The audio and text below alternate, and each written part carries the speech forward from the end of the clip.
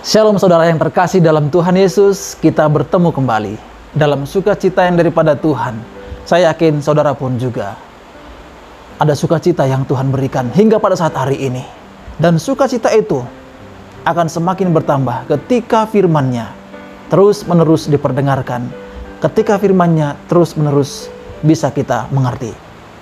Kita akan melanjutkan perenungan firman Tuhan dari seri ke-14 yang sudah kita lewati. Tapi sebelum kita memulainya, mari kita berdoa terlebih dahulu.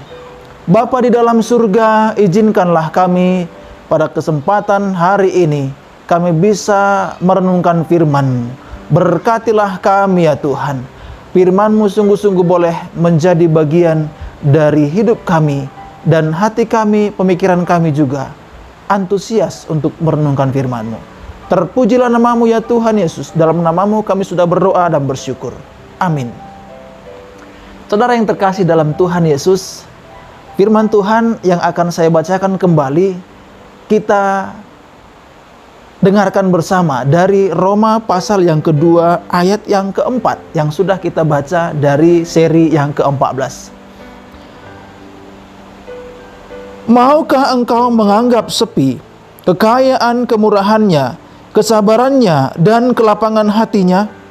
Tidakkah engkau tahu bahwa maksud kemurahan Allah ialah menuntun engkau kepada pertobatan? Saudara yang terkasih dalam Tuhan Yesus, pada kesempatan ini mari kita buka hati kita akan satu hal yang penting. Di balik murka Allah, Allah menyediakan kemurahan. Di balik kegeraman Allah terhadap manusia yang berdosa, Tuhan sediakan kemurahan. Tuhan sediakan belas kasihan. Saya akan bacakan ulang kembali. Maukah engkau menganggap sepi kekayaan kemurahan-Nya? Saudara yang dikasihi Tuhan, Allah kaya akan kemurahan. Bisakah kita mencoba untuk mengerti ini? Mungkin secara manusia kita tidak bisa menerima. Bagaimana mungkin? Kita sudah mendengar Allah adalah kasih. Allah adalah penyayang. Allah adalah Maha mengampuni. Dan keadilan Allah adalah Allah yang murka. Tetapi kali ini dikatakan firman Tuhan bahwa Allah sangat kaya akan kemurahan. Tahukah saudara apa maksudnya? Pesan ini mengatakan bahwa ada kesempatan yang Tuhan beri untuk kita. Di balik Allah yang murka, saudara tahu bahwa sebenarnya Allah sedih. Ketika saudara ada di dalam ketidakpedulian saudara kepada Allah, bahkan untuk mengaturkan waktu beribadah minggu pun saudara tidak bisa. Sehingga yang seharusnya setidaknya ada waktu sekali seminggu yang saudara aturkan untuk beribadah, tapi saudara tidak bisa mengaturkannya. Allah sebenarnya sedih. Ketika saudara diminta untuk memuliakan Allah, tetapi Allah bukan menerima kemuliaan dari saudara. Justru kemuliaan yang harus diterima Allah, saudara berikan kepada patung-patung yang menyerupai manusia, patung-patung yang menyerupai hewan-hewan berkaki empat, patung-patung yang menyerupai ikan-ikan, patung-patung yang menyerupai burung-burung, patung-patung yang menyerupai binatang-binatang yang menjalar. Saudara memberikannya, tapi ingatlah, di balik murkanya Allah ada kesedihan. Dan di balik kesedihan Allah, Allah mau memberikan kemurahan-Nya karena Allah sangat kaya akan kemurahan. Saya mau jelaskan bahwa kenapa saudara saat ini masih hidup. Itu berarti Allah kaya akan kemurahan untuk saudara. Kenapa saudara saat ini tidak langsung dipanggil Tuhan meninggalkan dunia ini? Entah dengan cara apapun saudara dipanggil Tuhan meninggalkan dunia ini. Kenapa saudara belum? dipanggil Tuhan? Karena Allah masih memberikan kemurahan-Nya. Allah kaya akan kemurahan berarti tidak berkesudahan kemurahan Allah itu untuk manusia yang sudah memberontak. Tidak habis-habisnya. Sama seperti mata air yang tidak pernah berhenti mengeluarkan air. Seperti itu jugalah kemurahan Allah itu terhadap manusia, saudara dan saya. Begitu kayanya. Maukah engkau menganggap sepi? Tidak pedulikah saudara terhadap kemurahan Allah yang begitu kaya? Saudara yang dikasihi Tuhan, kesempatan ini masih Tuhan berikan. Terlebih dengan situasi yang saat ini menakutkan bagi banyak orang. Keterancaman hidup manusia dari segala macam sudut hidup. Ketika kita pergi ke satu tempat, ke gunungkah, kita mengalami ketakutan oleh karena apa? Jangan-jangan sebentar lagi akan longsor gunung itu. Ketika kita berada di daerah gunungan yang berapi, keterancaman itu dari mana?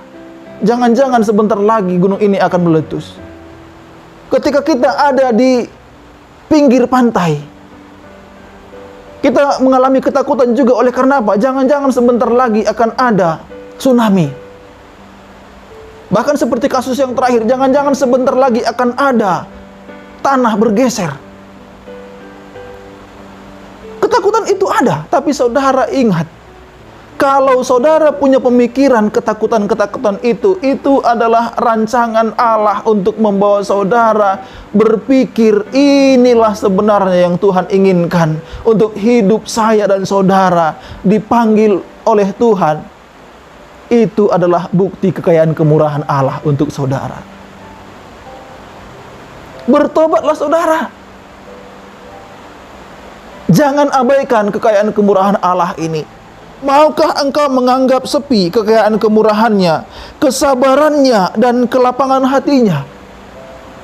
Allah kaya akan kemurahan, Allah kaya akan kesabaran, Allah kaya akan kelapangan hatinya. Untuk siapa? Untuk saudara dan saya yang berdosa ini. Ketiga ini adalah bagian dari hidup Allah yang tidak akan pernah Allah tinggalkan, yang tidak akan pernah Allah abaikan. Kekayaan kemurahannya, kesabarannya, dan kelapangan hatinya untuk saudara, untuk semua manusia yang berdosa. Kalau saudara mau kekayaan kemurahannya, kelapangan hatinya, kesabarannya, itu adalah untuk saudara.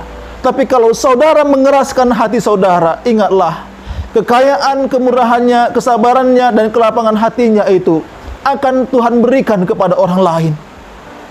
Maka hari ini saudara yang dikasihi Tuhan, datanglah tinggalkan hidup saudara yang penuh dengan dosa.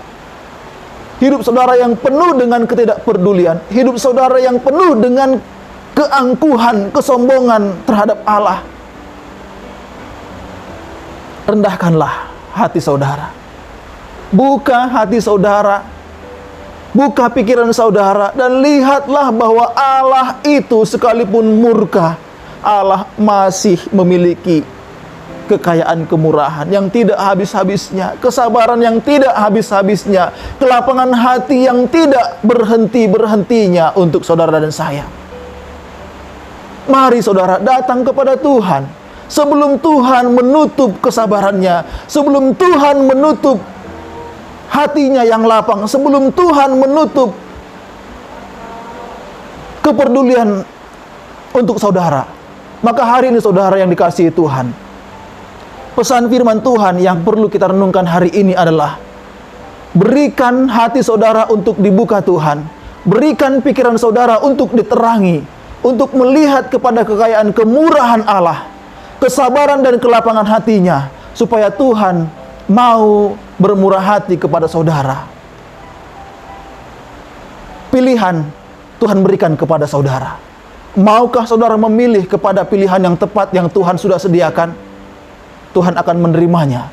Tapi kalau saudara tidak mau memilih, Tuhan akan membiarkan saudara. Kiranya firman ini menjadi berkat. Kita berdoa. Bapa dalam surga, kami bersyukur untuk kemurahan-Mu. Ada firman Tuhan yang mengingatkan kami kembali. Tuhan, berkatilah kami hari ini, supaya kami sungguh-sungguh boleh melihat akan kekayaan kemurahan-Mu, kesabaran-Mu, dan kelapangan hati-Mu. Terima kasih Tuhan, terpuji termulia nama-Mu. Dalam nama Tuhan Yesus kami berdoa dan bersyukur. Amin. Demikian saudara yang dikasihi Tuhan, perenungan firman kita hari ini. Tuhan memberkati. Shalom.